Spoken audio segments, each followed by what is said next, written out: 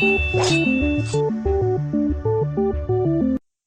everyone, and welcome back to more Magic the Gathering lore.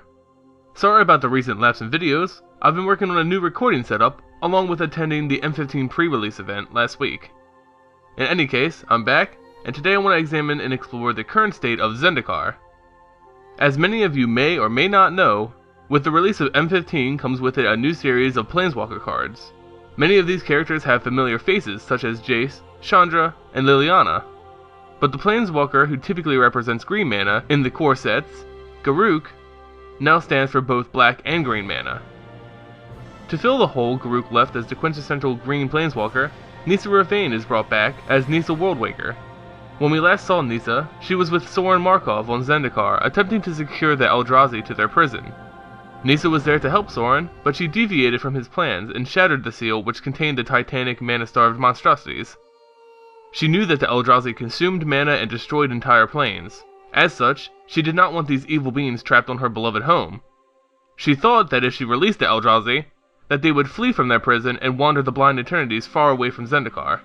She was willing to put the multiverse at risk to save her home of Zendikar. Unfortunately, her plan fell short of perfection. She did succeed in releasing the Eldrazi, but they did not leave Zendikar.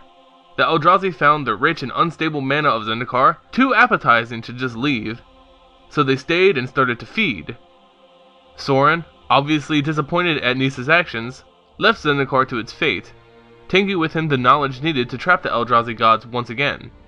Nissa realized the error in her judgment, and with a heavy heart, she returned to her home of Bala Ged.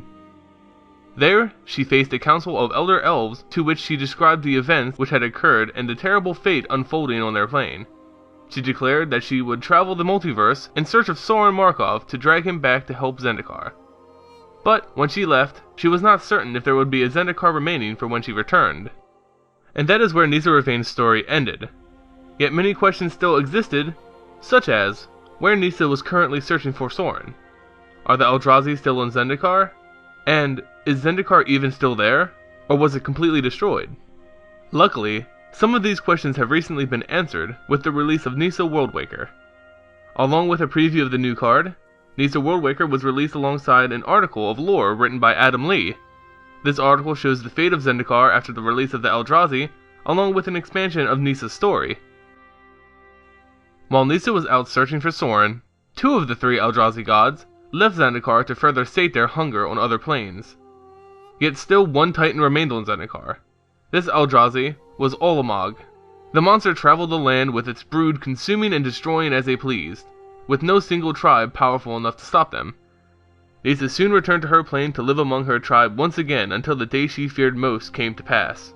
The day her worst mistake came back to haunt her. Nissa was dazed and confused. It took her moments to collect what was going on around her. She put it all together and finally came back to her senses. The Eldrazi were attacking her tribe. As swarms of the Eldrazi's brood descended on the Elvish tribe, Nissa found herself completely outmatched. She attempted to summon aid using her mana, but found that she had run dry. There was no mana left to use. As she ran alongside her fellow elves, a large tree branch snapped and fell upon her. She screamed for help, but her tribesmen had not the nerve or the resolve to stop running and aid her. As Nissa laid there waiting for death, a human approached her. He told Nissa that he would get her from under the branch, and that she had to stay alive.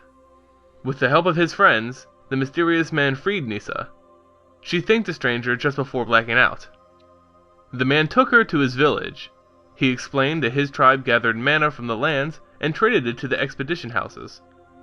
He and his tribe had heard rumors of the Titanic Eldrazi and what they had done to the land, but, in their small-mindedness, they did not believe it was true. He continued telling of how his tribe came to believe the power of the Eldrazi firsthand. In the wake of their annihilation, Nissa began to weep. She cried, remembering the choices she had made in the past, and how it was from her decision that was the direct cause of her savior's tribe's destruction. As Nissa's wounds healed, her and her human allies began to wander Zendikar in search of any survivors of Nissa's tribe. They crossed paths with a pair of core twins who had been tracking a spawn of Ulamog across the land. Nissa's eyes glowed with the fires of vengeance, the glow of someone who has lost everything but the will to fight. The core twins helped the party grapple their way through a gravity field when they perched atop a floating boulder to search for the Titanic broodling. One of the cores gave the signal, and Nissa tilted her head downwards, and there it was, a Pathrazor, a spawn of Ulamog. The cores jumped into action, attempting to secure the monster with ropes. The Pathrazor was distracted with another group of adventurers, but this did not make it any easier of an opponent. Seeing the giant spawn fling innocent beings around was enough to set Nissa's soul ablaze, and with that she cut the ropes which were keeping her to the boulder, and she fell to the ground. Mustering up all the mana that she could, Nissa willed vines from the rocks to act as a line which she used to make it safely to the ground. There, she faced the spawn of her misjudgment. Nissa's eyes glowed, and green mana surged from her and into the land. She believed that this much energy would rip her apart, but her mana reserves seemed endless. The earth responded to Nissa's call, forming a huge elemental, the size of which was never before matched by any spell seen on Zendikar. The elemental was willed by Nissa and approached the Titanic broodling.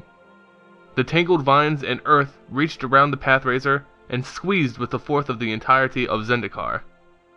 The panicked Pathrazor screamed in pain as it used its malformed tentacle hands to claw at Nissa's elemental in an attempt to escape its grasp. Nissa would not let her kill free, however. She conjured 2 more elementals of similar size to finish the spawning off. The 3 elementals smashed into the flesh of the Pathrazor until the monster lived no more. Nissa discovered that the very land of Zendikar wanted to fight back against these monsters who were feeding off of it. Nissa could now tap into the mana and will of Zendikar itself in order to fight off those which she had foolishly freed in the past.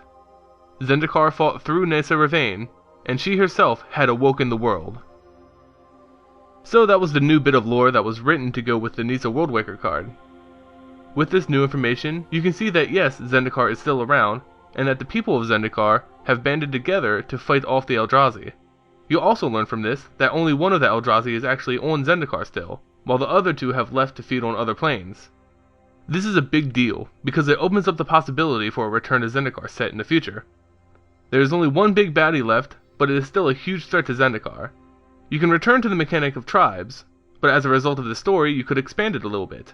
Since the beings have started to work together, you could perhaps have multicolored tribes who buff each other in different ways. These are just a few of my thoughts on this topic. Would you like to see a return to Zendikar set? What kind of changes to the mechanics would you make in a Zendikar based set? Let me know in the comments below. Like and subscribe if you enjoyed this video and want to see more. And as always, I'll see you next time.